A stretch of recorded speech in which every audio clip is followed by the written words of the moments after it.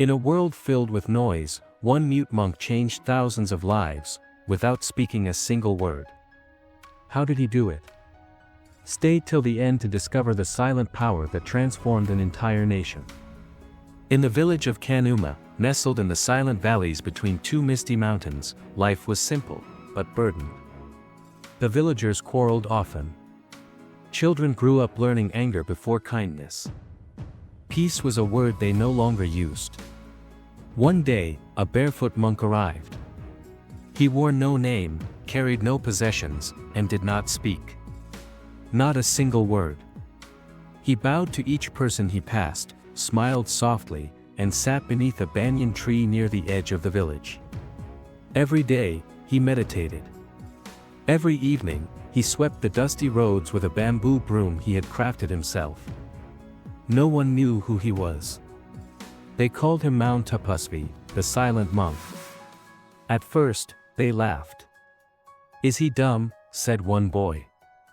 "What use is a monk who cannot preach?" mocked an elder. But the monk remained still. When a child threw a pebble at him, he gently picked it up and placed it beside the tree. When a man shouted at him for being a fraud, he simply bowed and swept the man's doorstep. He never spoke. He never reacted. He simply was. Days turned to weeks. Children began to sit quietly beside him, copying his posture. One mother noticed her son growing calmer. A potter who once cursed constantly found himself talking less, listening more. Villagers began to sweep their own doorsteps each morning. The air, once filled with shouting, now carried silence, gentle, serene. All without a sermon. Without a chant. Without a single word. One night, a farmer named Dharam stormed toward the banyan tree. His crops had failed. He blamed fate, the village, and now, the monk. "You sit here like you've solved the world. Do something," he yelled, sickle in hand. The monk opened his eyes, stood slowly, and bowed. Then, he walked with Dharam to the man's barren field. He knelt down and began tilling the soil with his bare hands. Wordlessly. All night. By sunrise, half the field was ready. Dharam fell to his knees, not out of shame, but understanding. Seasons changed. So did Kanuma. Conflicts faded. A once failed community now shared food, helped one another, and even sat for morning silence together under the banyan tree.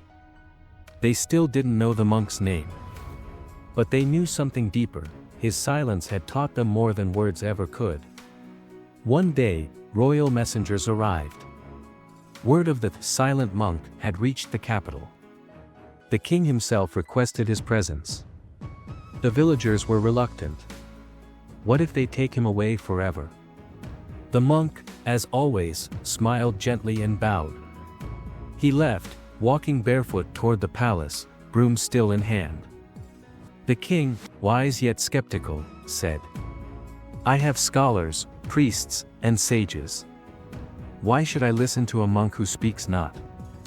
The monk did not reply. Instead, he walked to the marble courtyard, sat cross-legged, and began to meditate. He stayed there 3 days and nights. No food. No water. No rest. On the 4th day, the queen herself came, knelt before him, and wept. "Your silence shows us what our voices forgot." Soon, the entire courtyard filled with nobles, warriors, farmers, mothers, and children. All sat in silence. They said it was the most powerful sermon ever given. No chants. No verses. No thunderous speeches. Just presence. The monk did not stay. He bowed to the king, the queen, and the people. Then, without a word, he walked away, disappearing beyond the horizon. No one ever found him again. But across the nation, monasteries began to teach silence. Temples created hours of presence. Schools taught children to sit, breathe, and listen. Years later, a statue stood under the old banyan tree in Kanuma. Not of gold or bronze, but carved from the same stone found in the mountains. At its base, it read, "In silence, we discover." And every year, on the day the monk had first arrived, the nation sat, not to speak, but to listen to their own hearts. If this story touched your heart, pause for a moment of silence. And breathe in the power of presence. Seedling, subscribe to Heartfelt Wisdom for more Buddhist stories that awaken the soul.